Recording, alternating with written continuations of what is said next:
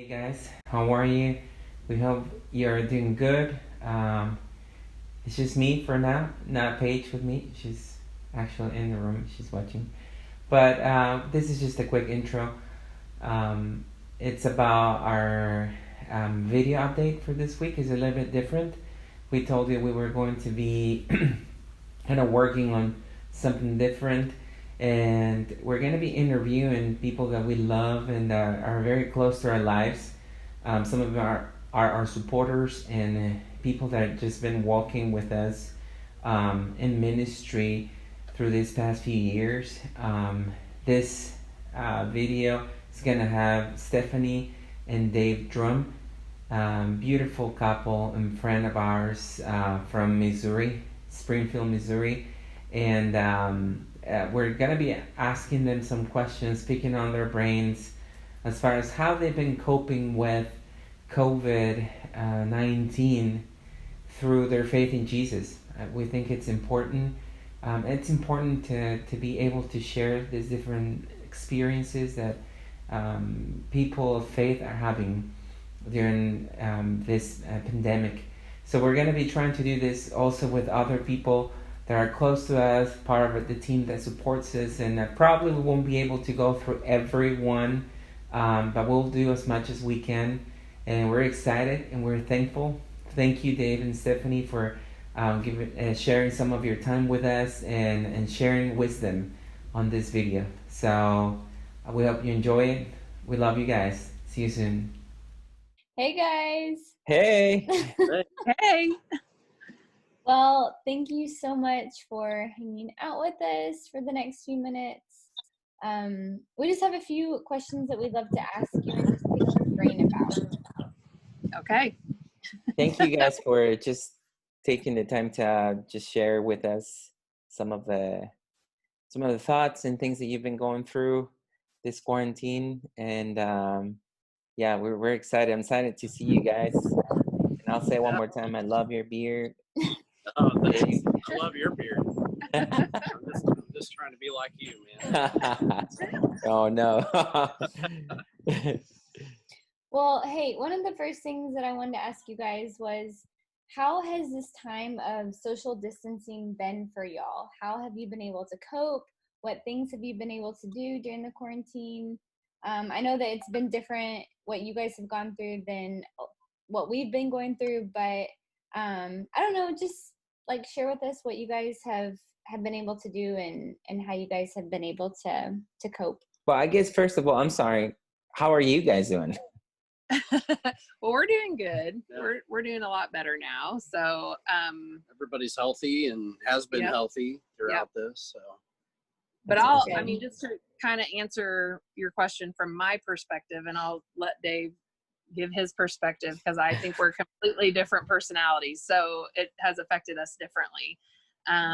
Definitely for me in the beginning, it was really, really difficult.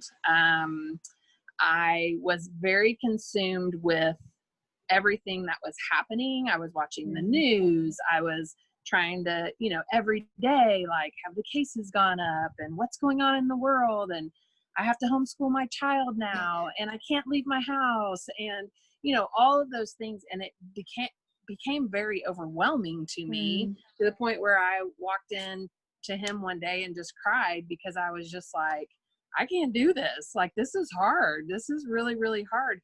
But it really, honestly, I don't even know what it was. A couple weeks in, it just was, there was a shift in my mind. There was a shift in, I told him, I said, I don't want to know what's going on. I don't want to watch the news because I think we all know that we get so consumed by those things that we're constantly feeding ourselves, whether it's positive or negative. And so I began to make it a priority to start my morning with worship music in the shower. It was always playing in my house. I would play the worship music, and I just decided that I had to turn my focus to God. And not that I had left him out before, because I still had my quiet time in the morning. I still was, doing my devotionals, but that was just routine, and everything else kind of consumed me on top of that. And so I shifted that focus back to, okay, I'm putting my focus on God, because we all know that when we do that, first of all, he's going to take care of us. And no matter what's going on in this world, everything's going to be fine. And so for that portion of the quarantine, when we really weren't leaving the house much, Dave was mostly getting groceries, and I actually had groceries delivered because I didn't want to get out, and so, but, now, it's completely different now, because we are able to get out, but that's kind of where I was. And I still today try to really put my focus there first on God, obviously. That's the key, because I don't think we can make it through anything in our life, without doing that, especially something as drastic as this. But that's kind of my perspective on it. Dave, the introvert, who is, he's fine not talking to people. And that was another thing for me. I had a really hard time because I like to be around a lot of people, and I like that, interaction with people, and that wasn't there. And so I had to learn, that's okay, for it not to be there. But I'll let you. Yeah. And so this is kind of an introvert's dream come true, not to have to be. I'm with you totally. Not I to don't want it to end. Not to have to interact. But even given that, I mean, I still felt withdrawals from people, and because over a period of time, it's just your family. We don't have a very big family. It's just her and I and my daughter, 10-year-old daughter. And so when you're just used to interacting with, just a few people each day, it's difficult. And in March, I work at a company that I'm usually out. I'm kind of mix of office and then being out in the field. And in March, they told us all we need to start working from home. So my music room became my office, and we're still working from home. And so that was a big adjustment. And then trying to stay motivated, trying to stay in some sort of a routine, I feel like it's healthy for me. And then also trying to maybe turn this into a positive, maybe try to pick up some good habits. I started doing some more workouts and like the high intensity training, interval training workouts, and picked up running, which I never thought I would unless I was being chased by something. He's not like me. And I'm still not what you'd call a runner by any stretch, but I'm kind of aspiring to, just get in better shape, better health, and that sort of thing, and stay in shape. And, even when I was working in the office, it was, I'd park the truck and I'd park it at the far end of the parking lot. So I at least have that walk into the building, and then walking around the building, and then walking back. Well, now it's like walking from my bedroom to my music room. And it's just, there's no, not nearly the exercise that I was.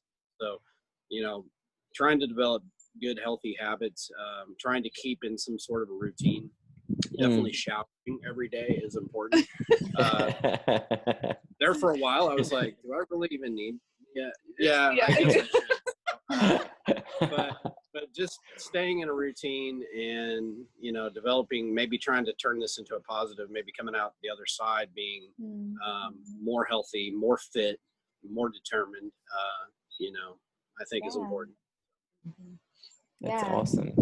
That's so good. I think, Stephanie, you mentioned just kind of feeling overwhelmed in the beginning and feeling like, okay, like, what are we going to do now?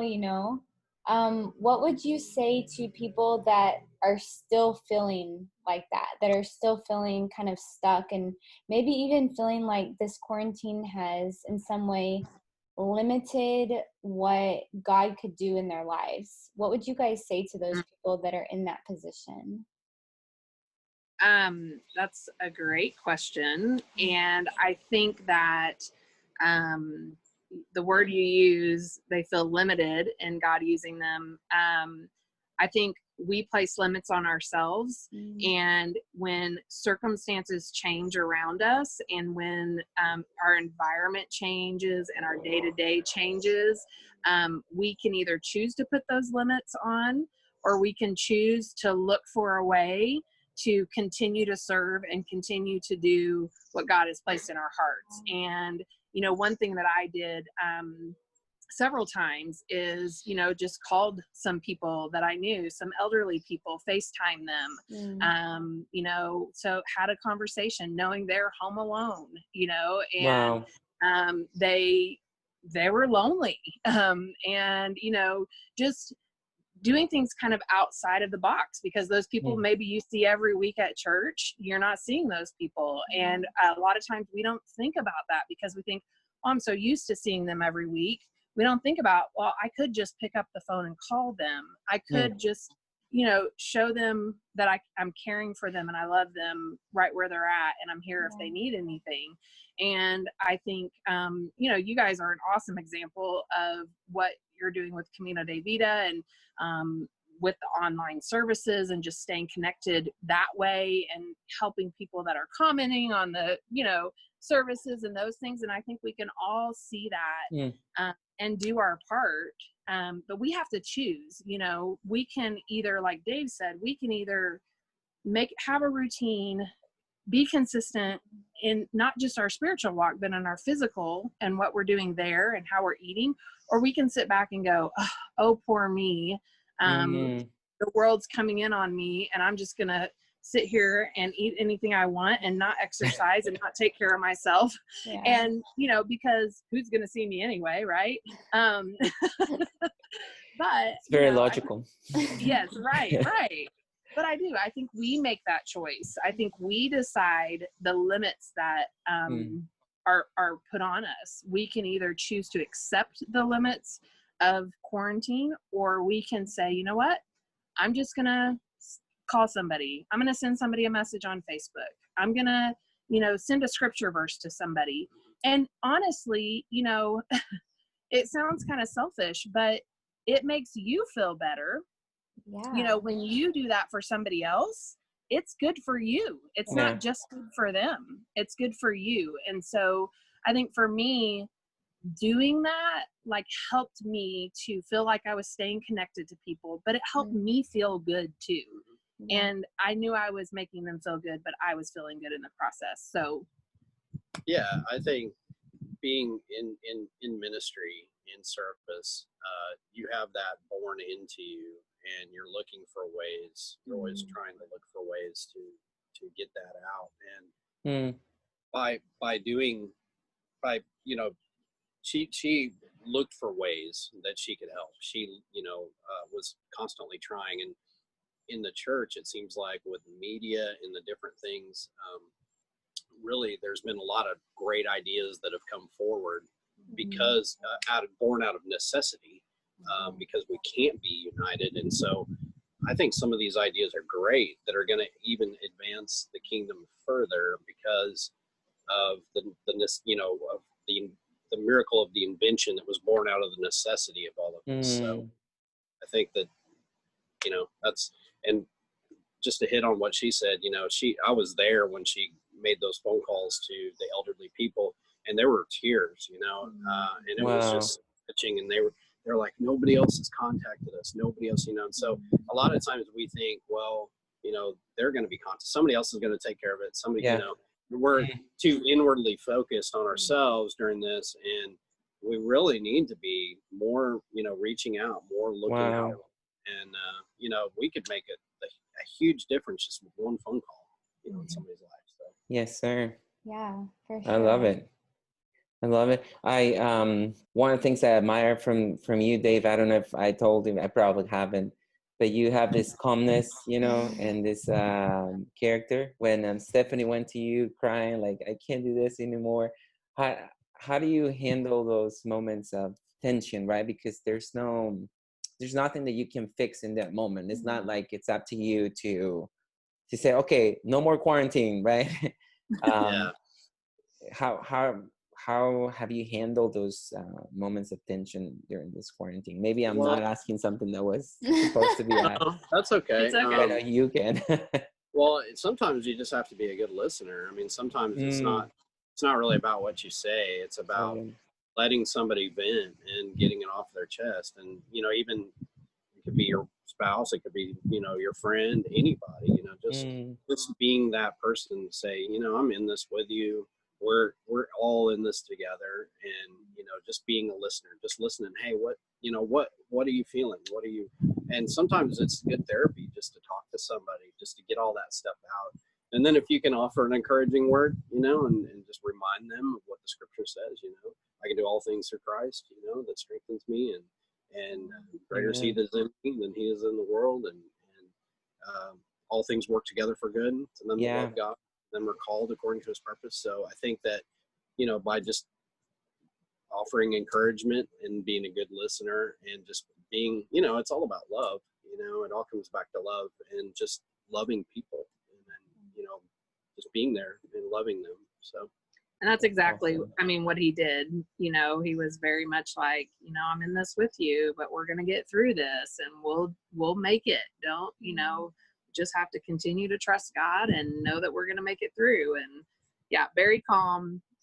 Just like you said, very, That's very much. That's awesome, man. I want to be like that. I want to be like that. Well, it's not always that way. She's not telling all my faults, but no. No. But in times like that, in times of crisis, you know, you really, I think, you know, sometimes it's, and I don't want to get like talking about sex, but you know, when you're not, you know, hey, come on, being the man of the household, I feel like, you know, I feel like it's a responsibility, you know, the biblical head of the household. It's kind of the responsibility of the man to be like, pull everything together. Now, does the man get scared? Does the man have worries and doubts? Of course. And so that's why, you know, we're united together and we can pull through together. And so, you know, my heart goes out to the people that are single parents that are, you know, maybe they're trying to hold down a job and, you know, they don't have anywhere to send their kids to daycare. You know, there's a lot of situations. We've been very blessed and we've been very fortunate to be able to work from home. My business was considered an essential business. And so we've been able to, you know, I've been able to continue to provide and our business has been blessed through this whole thing. I mean, more than we ever thought possible. And it's been awesome. But, you know, fortunately for us, we're super blessed, but not everybody has, you know, is experiencing that. And so my heart just really breaks for people that are like waitresses, you know, that couldn't work, or hairdressers or something for a while, you know, that couldn't work and couldn't bring in any income. And of course the government has, you know, taken steps and really helped those people out, but it still can't be easy, you know. So well, thank you guys so much for sharing your wisdom with us, and thank you for just be willing to chat with us for a few minutes on what this last phase of life has been like for you guys. And we've loved hearing from you, and we've loved being able to connect with you. So thank you so much. We love you guys, and we miss you. Yep, we miss you too. I miss you.